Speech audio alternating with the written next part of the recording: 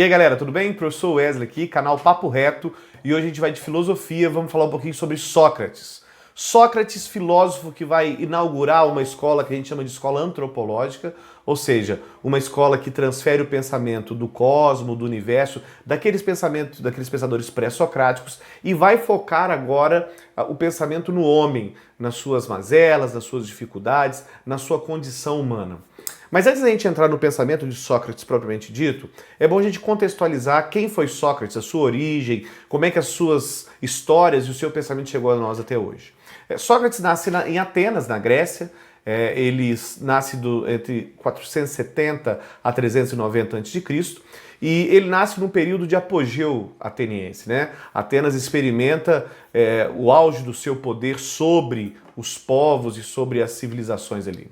Nesse sentido, é sempre bom a gente lembrar que Atenas, apesar de ter sido berço da democracia, a democracia ateniense ainda era distante da democracia que nós partilhamos hoje. A democracia ateniense era uma democracia elitista. Só participava da democracia ateniense aquele que era cidadão. E haviam condições para que o cidadão participasse.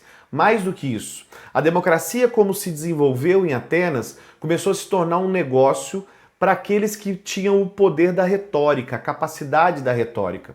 Por isso surgiu um grupo de pensadores na Grécia, nesse momento, que a gente vai chamar de sofistas, que eram especialistas em cuidar, em treinar os cidadãos, treinar as pessoas, ensinar as pessoas como vencer os discursos, como ter argumentos para vencer os debates. Aquela ideia original de bem comum enquanto democracia, que é o governo para todos, de todos para todos, ela vai sofrer uma deturpação.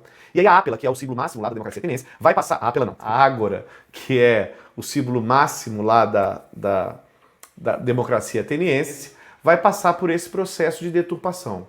Sócrates, que é filho de parteira e de escultor, que vai trabalhar como escultor, que vai participar de campanhas militares e só depois de certa idade começa a fazer o seu papel de educador, que é o papel que vai deixar ele conhecido universalmente. Sócrates, quando ele se apercebe dessas condições, ele começa a denunciar essa condição.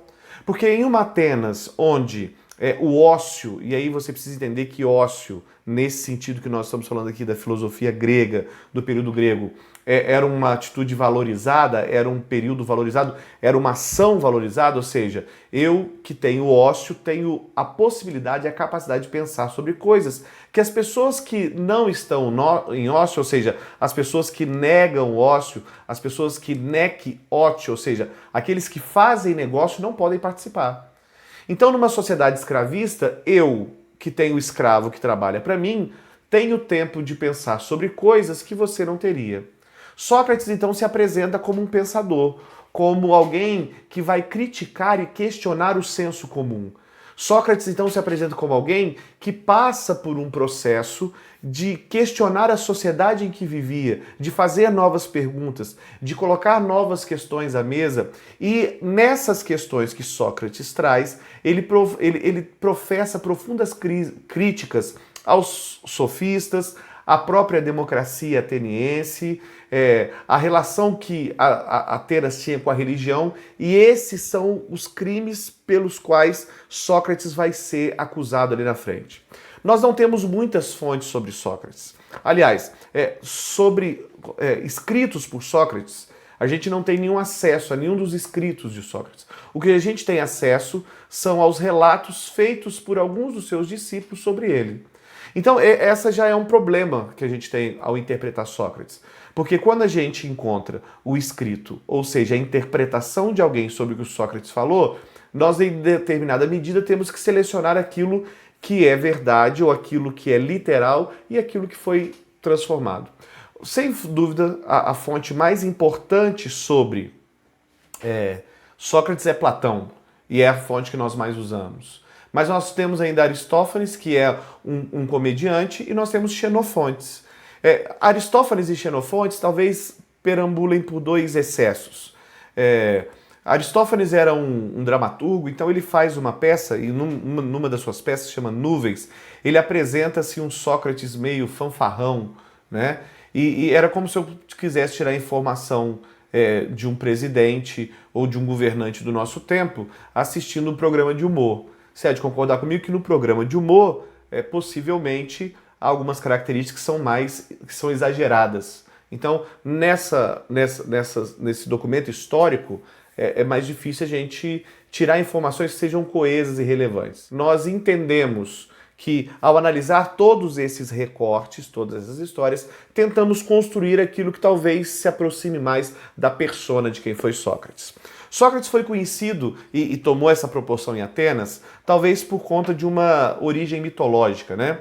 Sócrates vai um dia começar a ser conhecido como o homem mais sábio e ele não gostava desse título, esse título era uma brincadeira que ele não gostava que as pessoas fizessem com ele, mas um dia um dos discípulos de Sócrates, um dos amigos de Sócrates, vai até o templo de Delfos, onde havia uma sacerdotisa do deus Apolo e havia ali todo um misticismo sobre esse lugar, sobre essa região, sobre esse período, e ali nesse templo diz-se então que esse discípulo faz uma pergunta, e a pergunta que ele faz ao oráculo de Delfos, que é uma sacerdotisa, que é uma mulher, e ele pergunta para ela quem seria o homem mais sábio, e ela declara que o homem mais sábio de toda Atenas era Sócrates. Então, essa determinação é uma determinação que vai ao encontro, né, de aspirações que Sócrates, ou seja, a gente não está afastado da mitologia, do metafísico, da religião, então Sócrates, em certa maneira, deve ter acreditado nessa proposta, e aí a percepção que Sócrates tem é a seguinte: eu tenho consciência da minha ignorância, eu sei que não sei, eu sei que das minhas limitações. Em outras palavras, é como se alguém dissesse para você hoje que você é o homem mais sábio do mundo. Você há de concordar comigo que se alguém olhasse para mim e dissesse que eu era o homem mais sábio do mundo, eu ia chegar a uma conclusão lógica e óbvia. O mundo tá ferrado, velho. Porque se eu sou o cara mais sábio do mundo, você imagine onde é que nós vamos chegar. Porque nós temos consciência da nossa própria ignorância. Eu sei o tanto de coisas que eu não sei. Sócrates, então, sai por Atenas em busca dessa resposta. E ele vai entrevistar, então, aquelas pessoas que são consideradas as pessoas mais sábias em suas áreas de trabalho, em suas áreas de pesquisa, os artesãos mais aptos, os professores, os religiosos. E enquanto Sócrates questiona esses caras, ele toma consciência de algo que eles não tinham se apercebido ainda, que eles não tinham percebido ainda. Então Sócrates, no final desse discurso, no final desse diálogo, no final dessas conversas, ele então volta até o templo e ele chega à conclusão que o oráculo acertou. Acertou no sentido de que, enquanto você conversa com pessoas que entendem que são conhecedoras de tudo, vou dar um exemplo simples para você aqui, para você entender o que eu estou dizendo. Eu vou até alguém que faz espada, um artífice de espada, e pergunto para ele assim: todas as coisas sobre espada, a quantos graus eu posso fundir o ferro, em quanto tempo eu tenho que moldar o ferro até que ele se parta, qual é a mistura correta, e todas essas informações ele me dá. Então, em dado momento, Sócrates pergunta para ele assim: ok, agora que você me disse tudo isso que eu não sabia, porque eu não sabia fazer espada, e agora você me disse, eu pergunto para você, para que serve uma espada? E aí o artesão, o artífice diz assim: uma espada serve para matar. E aí Sócrates olhava para ele e dizia assim: mas uma espada serve só para matar? Porque o objetivo de uma espada também não pode ser proteger? E aí o artífice pensava assim: pode. E ele dizia assim: e o objetivo de uma espada também não pode ser partir alguma coisa? Então, no final das contas, o objetivo de uma espada não é matar. O objetivo de uma espada também não é proteger. O objetivo final de uma espada é cortar. O que ela vai cortar, como cortará, isso é outra discussão. Mas o objetivo final de uma espada é cortar. Nesse sentido, Sócrates chegou a algumas conclusões, e uma das conclusões mais lógicas que ele chegou é que esses caras, apesar de saberem bastante, não sabiam tudo. Mas eles não tinham consciência da sua ignorância. Nesse contexto, então, surge uma das frases mais famosas de Sócrates: só sei que nada sei. Ou seja, eu sei que nada sei. Porque eu tenho consciência da minha ignorância, porque entendo que não sei todas as coisas, porque tenho plena consciência da ignorância que tenho, sou aquele que mais sabe. Porque aquele que ainda não entendeu que não sabe, esse é ignorante pleno. Então, na base da filosofia, enquanto nós hoje praticamos, enquanto o mundo ocidental pratica, talvez esse seja o ponto de partida. Essa é a frase do ponto de partida da filosofia. Eu sei, eu entendi que existem muitas coisas que eu não sei. E que para entender essas coisas, o primeiro passo é ter consciência da minha ignorância. Ignorante no sentido de que desconheço que não sei todas as coisas. Nesse momento agora, então, Sócrates passa a buscar um método, uma maneira, um modo de conduzir as pessoas à verdade. E aqui Sócrates faz uma diferença, aqui Sócrates faz uma diferenciação, aqui Sócrates faz uma bifurcação. E ele diz assim, existem duas coisas, existem a doxa e existe a episteme. Do lado de cá a doxa, que é a opinião, e do lado de cá a episteme, que é a verdade, ou pelo menos a busca da verdade, ou pelo menos a doxa limada pelo método socrático, limada pela razão. Você ter uma opinião sobre música, ter uma opinião sobre o governante, ter uma opinião sobre a democracia, você ter uma opinião sobre qualquer assunto, essa sua opinião não passa de um argumento inválido que você tem. E a sua opinião é só sua. Na visão de Sócrates, para que a sua opinião seja válida, para que a sua opinião, para que a sua doxa tenha valor na comunidade, ela tem que ser submetida a uma investigação. Ela tem que ser submetida a um critério, para que após ser submetida a esse critério, a essa investigação, a esse método, então a sua opinião pode se transformar em uma episteme, em uma opinião que passou pelo crivo. E não quer dizer que após passar por esse método, uma vez, a informação que surgiu lá no final não possa ser submetida a ela mais uma vez. Saca isso aqui? Então, para o nosso amigo Sócrates, ele percebe muito claramente que a opinião é perigosa. Por isso ele vai contra os sofistas, porque os sofistas, ao invés de buscar a episteme e a verdade, ele busca a prevalência de uma opinião, ainda que essa opinião não tenha embasamento. Então Sócrates chega à seguinte conclusão: preciso criar um método, uma metodologia para que nós possamos chegar então à verdade, à episteme. É aqui que surge então o método socrático. No método socrático nós temos um processo que Sócrates criou para poder colocar as opiniões em um método racional. Então, simplificando o método socrático, ele é dividido em algumas fases. A primeira fase é a conversa, é o diálogo. Sócrates chama para a conversa, chama para o diálogo. Ele busca o interlocutor para que haja um diálogo. Olha como é que é importante conversar. Sócrates, lá no século V a.C., já sabia que a conversa, que a exposição de ideias, que o diálogo é o primeiro caminho para que a gente encontre um senso comum, para que a gente encontre a verdade, para que a gente encontre um processo de construção. Então o primeiro passo, o primeiro momento, a primeira ideia que eu preciso é dialogar. Depois do diálogo, Sócrates então começava uma outra fase que é a indagação. Com perguntas simples, perguntas comuns, Sócrates começava a indagar, a questionar aquela opinião que havia sido dada ao seu interlocutor. Logo após o questionar, a indagação, ele implantava a ironia. E aí aqui a gente precisa tomar cuidado para não cometer um erro, né, de termos. Né? Então a gente precisa entender que ironia no sentido aqui de Sócrates não é essa ironia que nós temos hoje no sentido pejorativo, negativo, mas ironia no sentido de destruir os argumentos, de desfazer os argumentos, no sentido de quebrar aquelas opiniões com argumentos razoáveis. E por fim, após a ironia, após desconstruir essas opiniões sem base, sem racionalidade, acontecia então a maiêutica. Maiêutica do grego parir. Para Sócrates, então, nesse momento, a gente tinha o nascimento da verdade. A verdade surgia como um parto, né?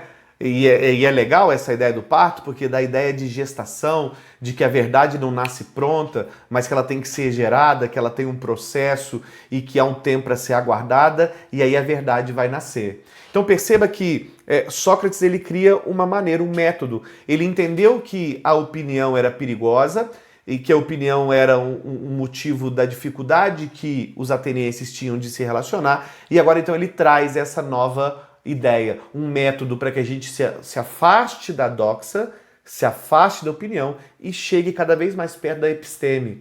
Percebe que quando a gente pensa nesse método socrático, você aprendeu até hoje diante desse método. Esse método foi usado e é usado até hoje como um dos métodos de ensino mais poderosos. É como se hoje eu chegasse para você, ou numa conversa qualquer, eu puxasse um assunto sobre a pobreza e eu dissesse: a pobreza no Brasil é uma vergonha, né? É um país tão rico, um país tão belo. E aí, de repente, eu perguntasse para você assim: de quem é a culpa da pobreza, na sua opinião? E aí você me dissesse assim: a culpa da pobreza com certeza é do governo. O governo corrupto, um governo que faz má gestão, um governo, esse Estado brasileiro burocrático, que tem leis que punem os mais pobres, e eu diria para você, verdade. Mas deixa eu fazer uma pergunta, olha só agora, começa a ironia. Nós vivemos em que tipo de Estado?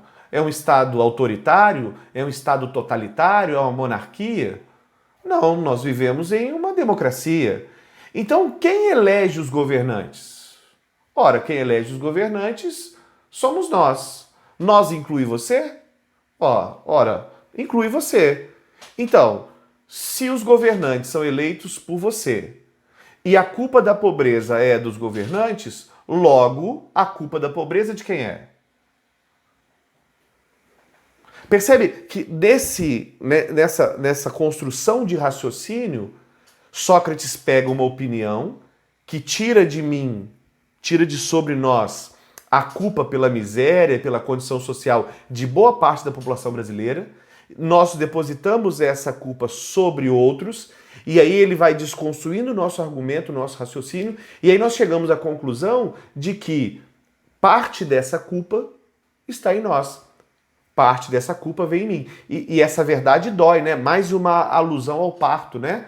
Um parto que provoca dores, que provoca dificuldades para a mulher. Então, para eu gerar a verdade, eu tenho que desconstruir algumas opiniões, eu tenho que me livrar de certos dogmas, e aí, quando essa verdade nasce, eu me conscientizo. E aí, a partir desta verdade, eu posso mudar minha atitude, posso mudar as minhas maneiras, posso mudar os meus pensamentos e a direção do meu percurso. Percebe que todo esse argumento que nós usamos até aqui é uma preocupação com o humano, com o homem, com o que é verdade para nós e qual é a posição da verdade.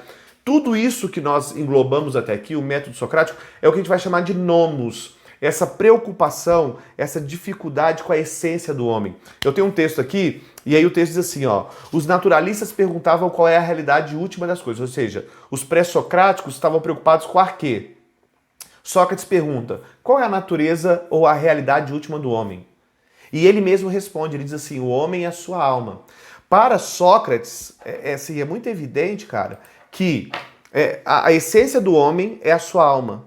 E cuidar de si mesmo significa cuidar da própria alma mais do que o corpo. Para Sócrates, a alma ela é uma partícula do universal, do cosmo. E para Sócrates, as verdades que nós buscamos já estão em nós, já nascem em nós. Essa ideia vai ser reforçada em Platão, na reminiscência platônica, mas Sócrates tem essa ideia firme de que a alma é eterna, o corpo é passageiro, mas a alma é eterna. Por isso, outra frase de Sócrates que é muito conhecida é conhece-te a ti mesmo.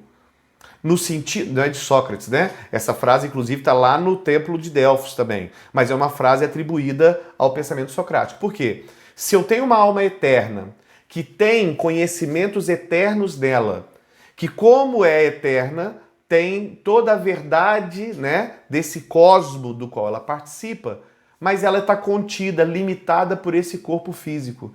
Então, quanto mais eu me conheço, quanto mais eu conheço a mim mesmo, mais informações sobre o universo eu vou adquirir. Ok? Outra frase importante de Sócrates é: a virtude do homem outra não pode ser, senão aquilo que faz com que a alma seja tal como sua natureza determina, que seja, isto é, boa e perfeita, conhecimento. Existe uma palavrinha que Sócrates estabelece, que é o areté. O que é o areté? Areté é aquilo que torna a sua vida boa e perfeita. Você precisa entender que Sócrates tinha uma dimensão, aliás, esses pré-socráticos, os socráticos, esses caras vão ter uma dimensão muito plena de que o cosmo, o universo, ele é limitado, ele não é infinito. E nesse cosmo limitado, cada coisa tem seu lugar. Então, para eles, a eudaimonia, né, essa vida boa é você estar no lugar que o universo montou para você ficar.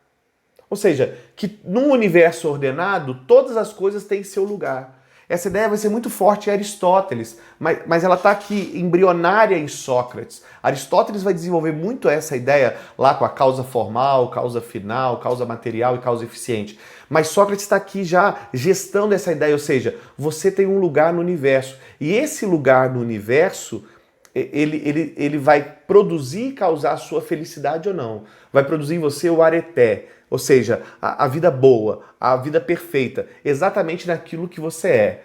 Ok? É como a maré surgiu para marear lá, e o sapo coacha, a lagartixa come mosquito, e a lagartixa é feliz porque come mosquito, porque o lugar dela no universo é de comer mosquito. A grande preocupação nossa, que é esse nomos, é encontrar o nosso lugar. E vai ter gente que vai passar a vida inteira sem encontrar o seu lugar no universo. E isso vai causar infelicidade, vai causar tristeza. E por outro lado, quando você encontra o seu lugar no universo, fica lá, meu filho, lá é o seu lugar. Lá vai te dar eudaimonia, aquele é o seu areté, ok?